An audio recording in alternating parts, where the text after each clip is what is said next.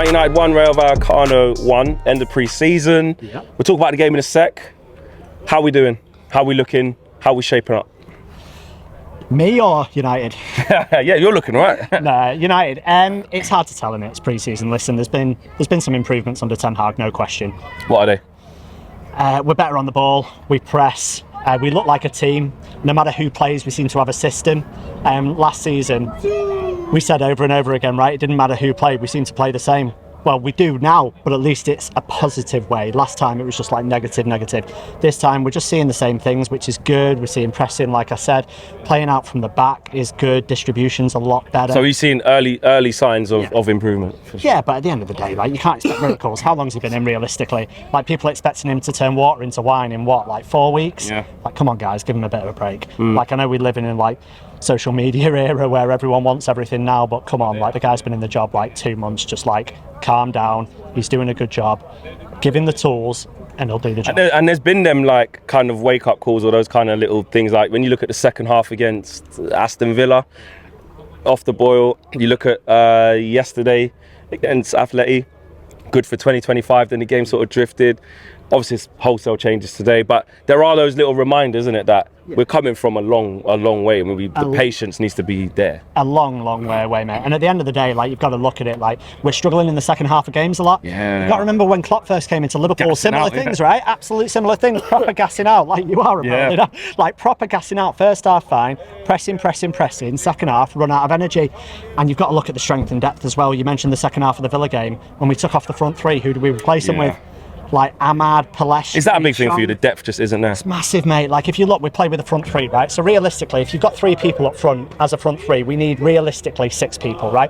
If we keep Ronaldo, we've got 4, because let's face it, Alanga's not good enough at the moment. Not ready, really. So we've got 4, so we need 2 more. If Ronaldo goes, we need 3 more, mate.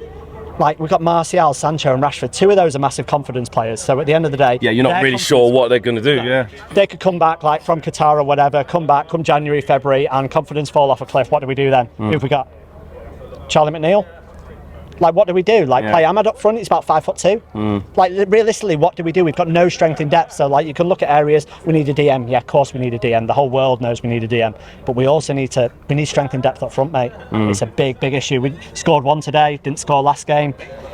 We thought we'd be creating loads more chances. We were free-flowing as well, exactly, at the beginning of pre-season, but it just shows you, like, the consistency levels is going to be hard to maintain. Yeah, everyone can be good for a little period of time, but you always talk about sample size, right? Sample size. At the end of the day, judge us after 38 games, right? Don't judge us after 4 games of pre-season.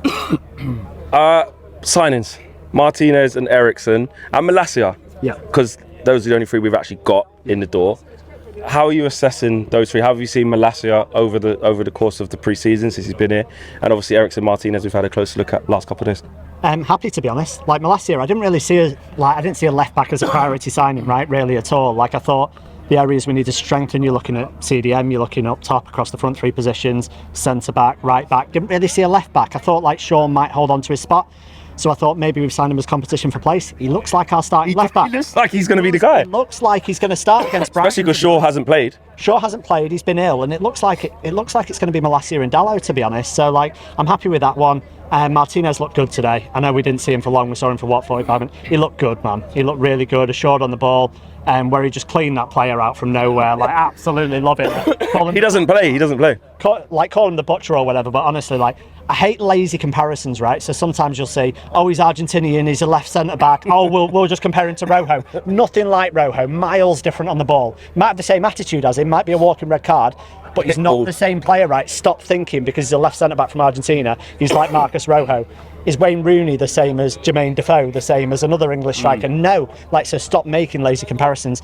And Eriksen on a free was a no-brainer, man. Absolute no-brainer. Like, intelligence on the ball. I think I saw a stat from yesterday's game that he created more big chances than any other player. He was on the pitch for 21 minutes. 21 minutes. Put it right on Harry's head as well. He did. He put it around his head. He creates chances. He's a game changer. And another thing, how fantastic to see him back on a football pitch. pitch, and especially in a Man United shirt. Because what happened to him, like, you obviously don't wish on anyone. He's come back from that, and not only to be fit and healthy, but playing professional football at one of the biggest clubs in the world. Exactly. It's not just tokenism. He's back at the top. I know we're not. Yeah, you know what I mean? want to say elite level club, not elite. It's elite level. We can say that.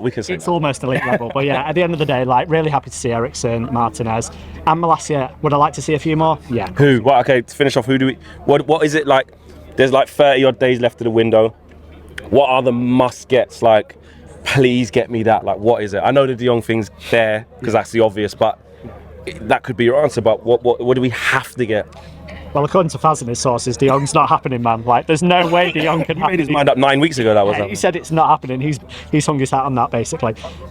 We do need a CDM. We need some kind of CDM. It looked like today Ten Hag was going to play with a 6 and 2 8s. Realistically, if we play with a 6 and 2 8s, De Jong might not be that player. He might not be. He trusted Fred with that alone, hasn't he? He has. In the So do we absence of play Rashford. Fred, De Jong, Eriksen? Do we play Fred, De Jong, Bruno? Like, it's a tough one, man. Like I said a while ago, and I got stick for it on the channel. It was like, I don't think Bruno fits in a Ten Hag team. I really don't. He wouldn't get in a Pep team. And all these people now are saying, oh, maybe Eriksen fits in the team a bit better than Bruno. Maybe Bruno doesn't walk into the team as a 10.